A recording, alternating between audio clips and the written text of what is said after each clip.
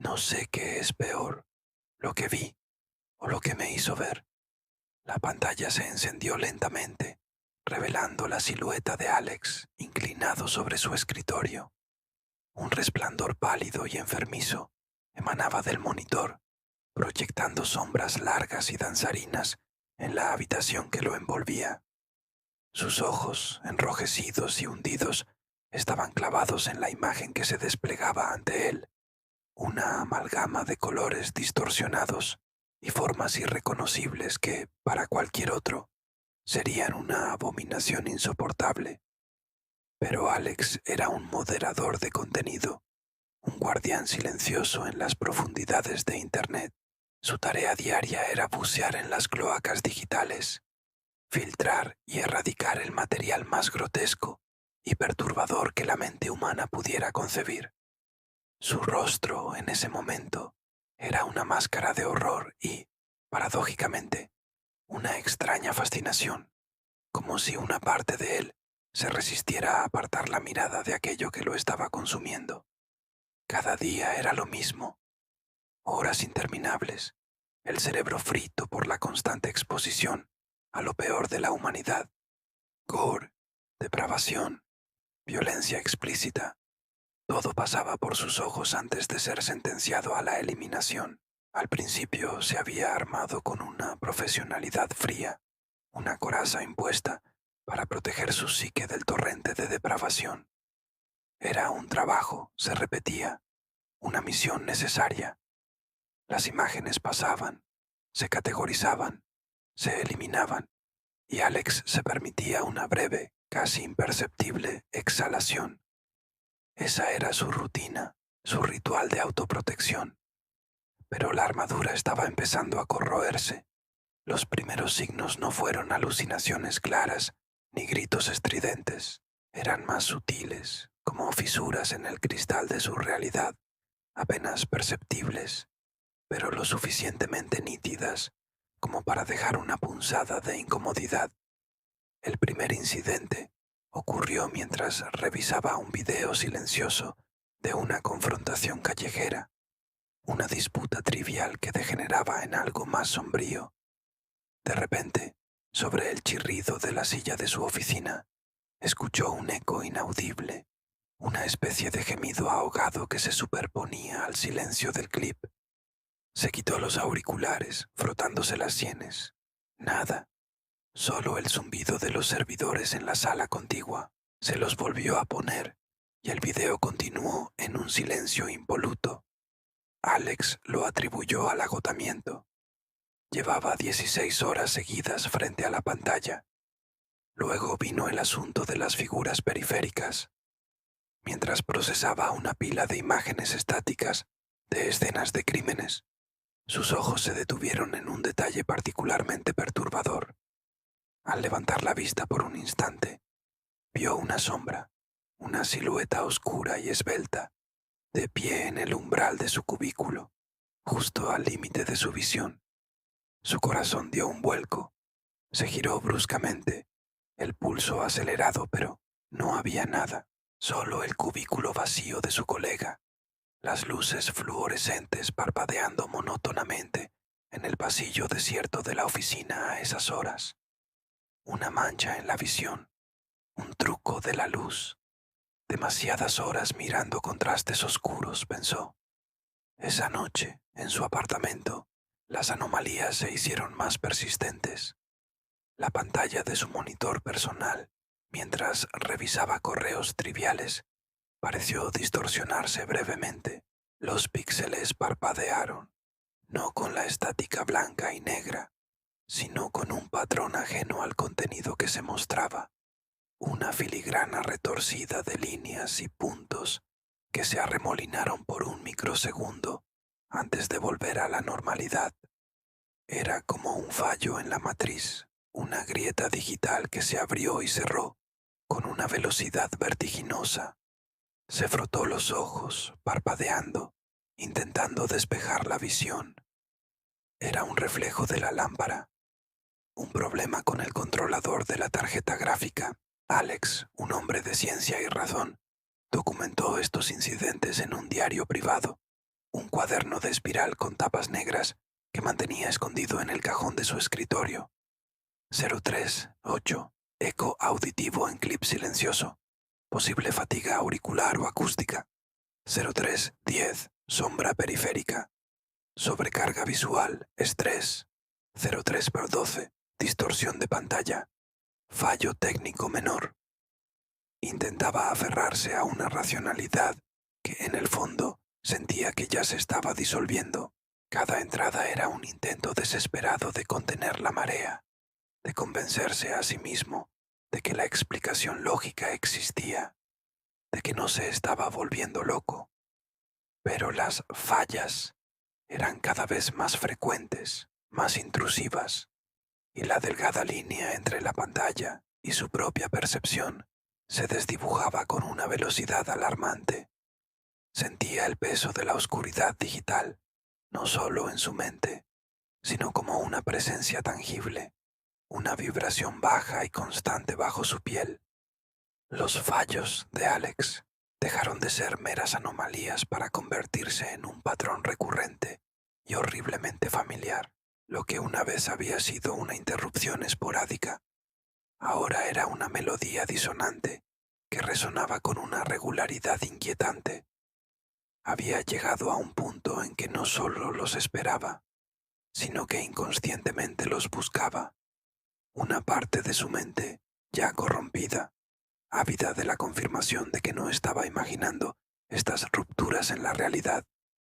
El punto de inflexión llegó con una imagen, o más bien, con una distorsión dentro de una imagen.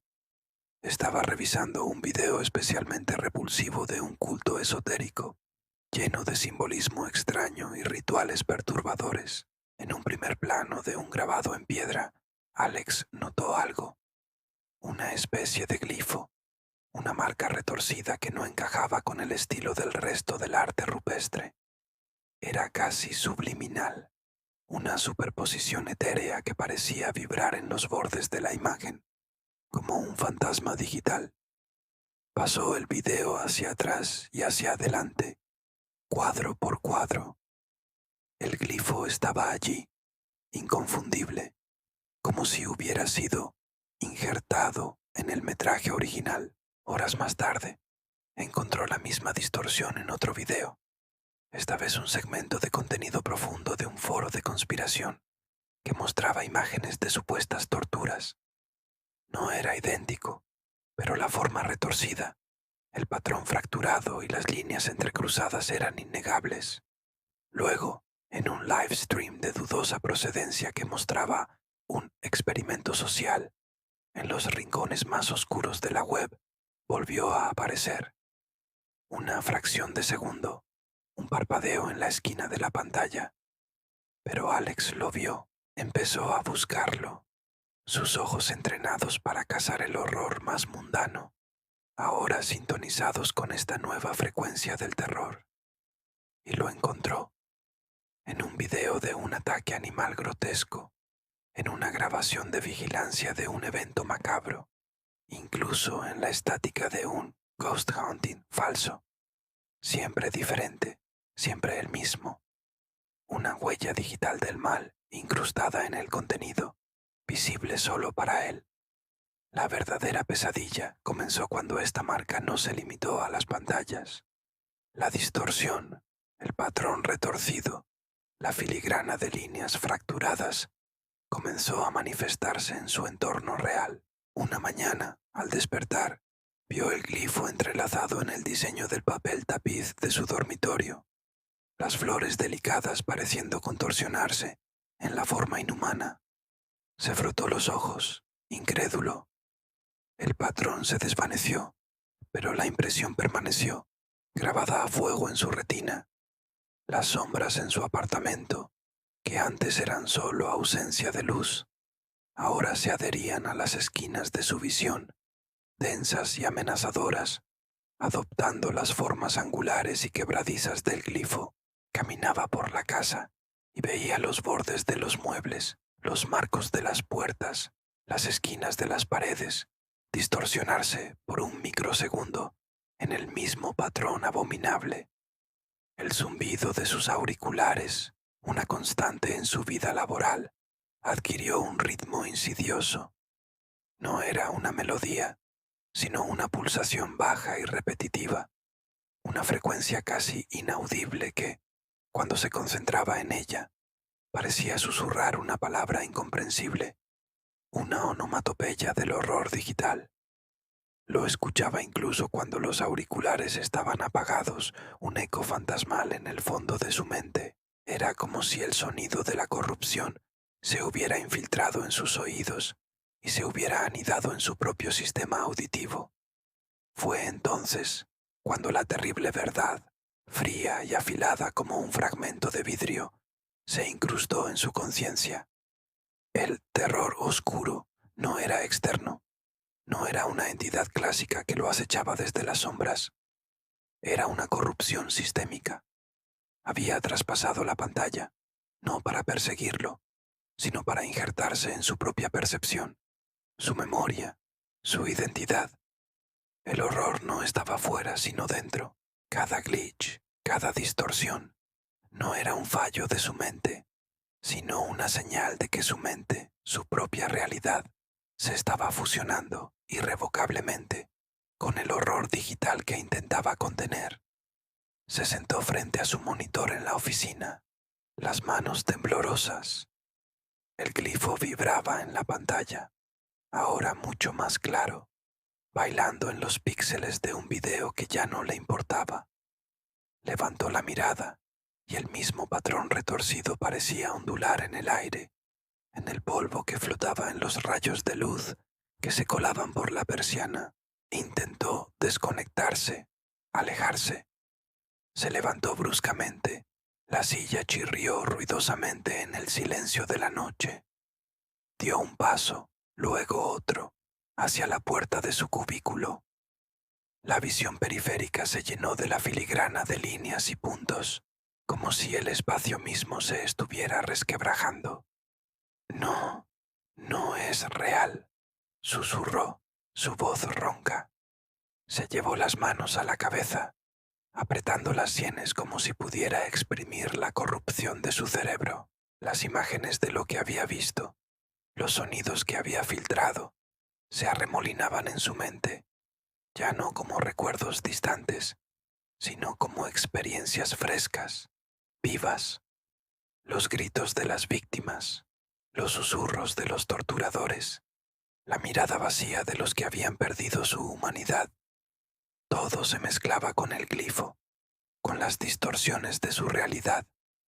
Se tambaleó hacia atrás, cayendo de rodillas, sus manos golpeando el suelo frío. La pantalla, desde esa perspectiva, parecía una ventana abierta a un abismo, y el abismo estaba ahora mirándolo desde adentro. Gritó, un alarido primitivo, lleno de desesperación y de la comprensión de lo irreversible. Se arrastró lejos de la pantalla, lejos de la luz que lo había consumido. Pero la infección mental ya era total. No había escape. La oscuridad se había vuelto parte de él. No era algo que pudiera filtrar o eliminar. Era su nuevo sistema operativo, su nueva percepción. Alex dejó de gritar. Solo respiraba con dificultad, sus ojos vidriosos fijos en un punto muerto en la pared. El mundo se había roto, y él, el moderador, había sido el puente para su propia destrucción. Pasaron días, o quizás semanas. El tiempo había perdido toda relevancia para Alex. Permaneció sentado frente a su pantalla en blanco, un espectro en el semisilencio de la oficina desierta. Un colega, Martín, que había venido a trabajar temprano para terminar un informe atrasado, lo encontró. Al principio, pensó que Alex se había quedado dormido, agotado como era común.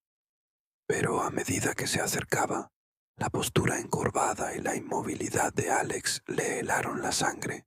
«Alex, ¿estás bien?», preguntó Martín, su voz sonando extrañamente alta y fuera de lugar en la quietud. No hubo respuesta. Alex estaba catatónico, sus ojos abiertos y vacíos, fijos en el resplandor opaco del monitor apagado. Sus labios, sin embargo, se movían. Fragmentos incoherentes de palabras y sonidos se escapaban de ellos. Una mezcla horrible de los peores audios y diálogos que había filtrado a lo largo de su carrera. Un gemido agudo se mezclaba con el murmullo de una voz distorsionada. Un lamento infantil se fusionaba con el siseo de una respiración laboriosa. Era como si se hubiera convertido en un recipiente del caos digital, un eco andante de toda la depravación que había intentado purgar. Martín, horrorizado, lo sacudió. «Alex, reacciona, por favor». Pero Alex no reaccionó. Su mirada no se desvió. Solo continuó susurrando, una letanía de horrores que no tenían sentido para Martín, pero que resonaban con una frecuencia perversa en el aire. Martín llamó a emergencias, pero sabía que ningún médico o psicólogo podría devolverle a su compañero lo que había perdido. Más tarde, mientras los paramédicos intentaban estabilizar a Alex, Martín encontró el diario privado en el cajón del escritorio. Las primeras entradas eran ordenadas y lógicas, atribuyendo los incidentes al estrés y la fatiga. Pero a medida que avanzaba, la escritura se volvía más errática, las palabras más angustiadas. Las últimas páginas estaban garabateadas de forma frenética, una masa ilegible de trazos y símbolos que de alguna manera se asemejaban a los glifos retorcidos que Alex había empezado a ver. La entrada final era una maraña de líneas y puntos, una epifanía aterradora que lo llevó más allá de la cordura, una visión de la verdad que su mente no pudo procesar y en la que se disolvió. No hubo victoria sobre el mal. No había ningún monstruo que derrotar, ninguna entidad que exorcizar, solo una fusión completa. Alex era ahora un caparazón vacío, un testigo silencioso de los límites difusos entre la mente humana y la oscuridad sin fin del contenido digital sin filtrar. Su destino era una advertencia, una sombra proyectada por la luz azul del monitor. El horror persistía, no en lo que había visto, sino en lo que eso le hizo a su propia existencia, transformándolo en un eco viviente de lo innombrable, una fisura andante en la realidad, un recordatorio de que algunas cosas, una vez vistas, no pueden ser olvidadas y se niegan a permanecer solo en la pantalla.